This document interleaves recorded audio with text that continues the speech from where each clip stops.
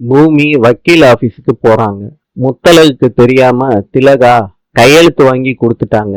முத்தழகுக்கு எழுத படிக்க தெரியாதுன்னு வக்கீல் கிட்ட சொல்றாங்க.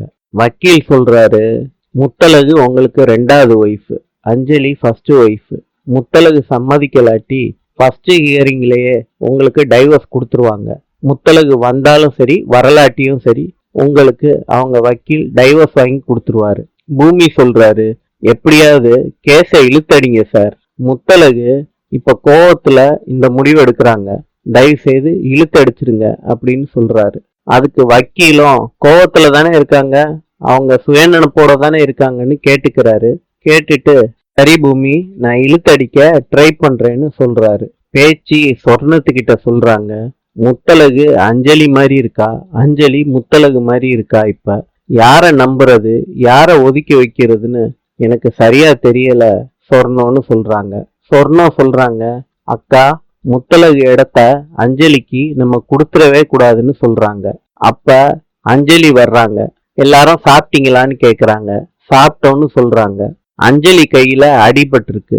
அதை பார்த்த பேச்சு நானே உனக்கு பரிமாறுறேன்னு சொல்லிட்டு சாதம் குழம்பெல்லாம் ஊத்தி கொடுக்குறாங்க.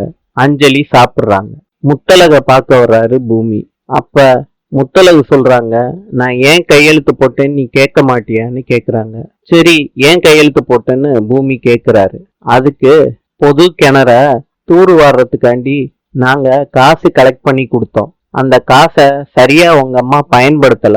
அதனாலதான் என் சித்தி கேஸ் போடணும்னு சொன்னாங்க பொதுமக்களுக்காண்டி. அதனாலதான் கேஸ் போட்டிருக்கோம்னு சொல்றாங்க. பூமி அப்படியான்னு கேக்குறாரு. அதுக்கு முத்தழகு சொல்றாங்க, உனக்கு கோவம் வரலையா என் மேல?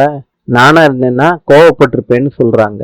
எனக்கு கோவம் வரல, ஏன்னா நீ அந்த பத்திரத்தை சரியா படிக்காம கையெழுத்து போட்டிருப்ப, அதனாலதான் உன் மேல எனக்கு கோவம் இல்லைன்னு சொல்றாரு. இல்ல, எங்க சித்தி நல்லா படிச்சு காமிச்சுதான் என்கிட்ட கையெழுத்து வாங்கினாங்க அப்படின்னு முத்தழகு சொல்றாங்க. சரி, நீ பொதுமக்கள் நன்மைக்காண்டி தானே இந்த கேஸே போடுற, அப்பனா நீ படிக்கலாம்லன்னு முத்தழகு கேக்குறாரு பூமி. அதுக்கு முத்தழகு, இந்த வயசுல நான் எப்படி படிக்கிறது அப்படின்னு சொல்லிட்டு இருக்காங்க.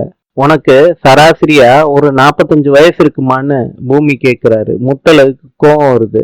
என்ன அவ்வளவு வயசாகி போயிருச்சா அப்படின்னு முத்தழகு ஃபீல் பண்ணி சொல்லிக்கிட்டு இருக்காங்க. இப்போ பூமி சொல்றாரு, உனக்கு நான் சொல்லி கொடுக்குறேன், நான் டீச்சரா இருக்கேன், நீ ஸ்டூடெண்டா இரு, நான் உனக்கு எல்லாம் சொல்லி கொடுக்குறேன், ஒரு டிகிரியும் வாங்கி கொடுத்துட்றேன் அப்படின்னு சொல்றாரு. முத்தழகும் சரின்னு சொல்றாங்க.